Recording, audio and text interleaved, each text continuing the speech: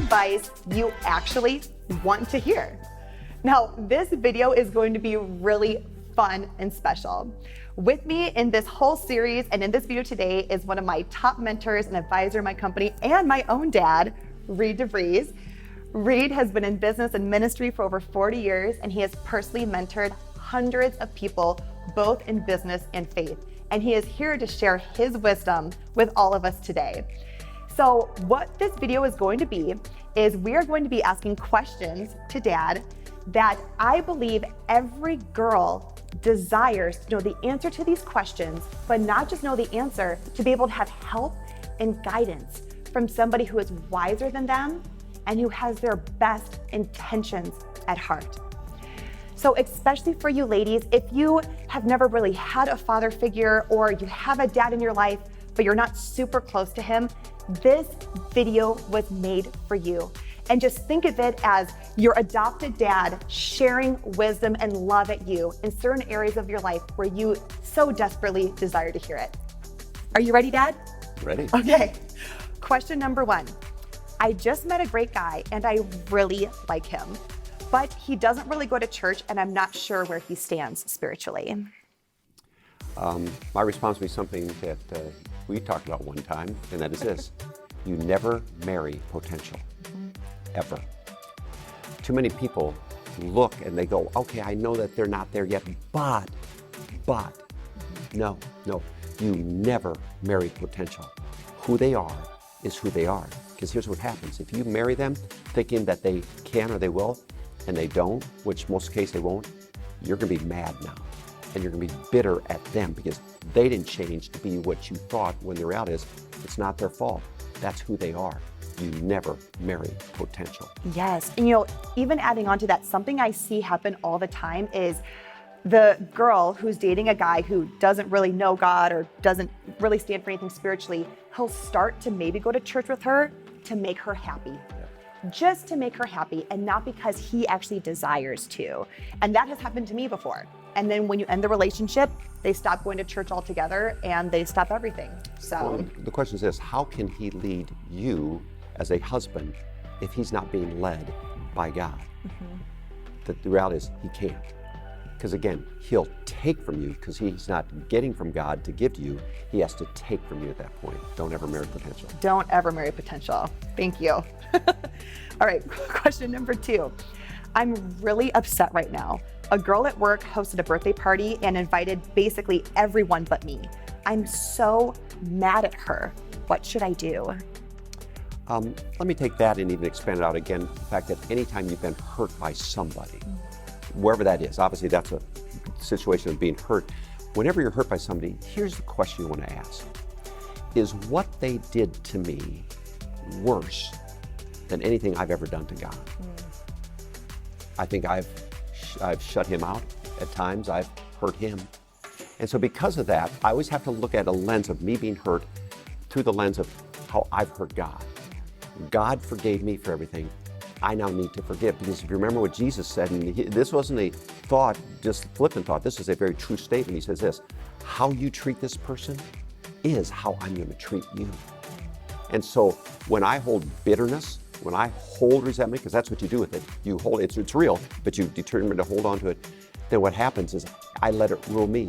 And God says, okay, fine, that's how I'm going to treat you. And I go, oh, I can't. I got to let it, I got to forgive them, because I got forgiveness, I have to give it to them. Oh, I love that. All right, another question. I just received this opportunity and it's pretty awesome. It pays pretty well. It could potentially open some doors for me in the future, but I'm not totally sure it aligns with what I stand for or the vision that I have for myself. That's a good question. I'd take a step back and say this: every time you make a decision on anything in life, the question has to come back to, does this meet my values? Which even is a bigger question of, what are your values? So for example, if you were in an area, and let's say you're in the trees in the forest and you're trying to figure out, and someone said, north is that way. How do you know? Just because he said it? And yet, that's what happens with a lot of people. Where is your true north really? Once you know what true north is for your life, then decisions actually become really simple. You know, growing up, obviously, last name DeVries. What we did is we took our last name, D-E-V-R-I-S, and we determined what our values were. Here's what ours were. We're going to be dreamers. We're always going to look for the best in everyone and everybody and everything, okay? E, we're going to be enthusiastic encouragers of everyone we meet. V, we're going to be virgins. We're going to be sexually pure before and in marriage. R, we'll always do what's right according to God's word. I, we'll be people of integrity. We'll always keep our word. E, we'll be evangelistic. We'll be sharing our faith. And S, we'll be spiritually strong. We'll spend time in God's word and with God's people. That was our true north. Every decision, to be honest, became pretty simple after that. So the question for you is, have you determined what true north is, what your values really are? That's the first step. These things will work themselves out pretty easily. That's a really good practice to find what your values are and what your true north is. I love that. All right, next question. I don't know what my purpose is. How do I know what God created me to do? Good question. Outside the Bible, the next book I encourage you to read then is called The Purpose-Driven Life by Rick Warren. It's a phenomenal, phenomenal book. But always understand this, purpose is not a what, purpose is a who. Always remember that. So many people chase a purpose, coming back to an analogy we used a couple sessions ago of baseball. They run to a purpose, third base. No. Purpose is a who. That's why Jesus said, take everything in the Bible, two things. Sum it down to two things. Love the Lord your God, that's the who, with all your heart, soul, mind, strength. Then love the who, your neighbor as yourself.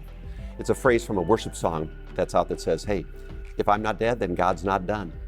Greater things are still to come. So this morning, if I woke up, my purpose is a who.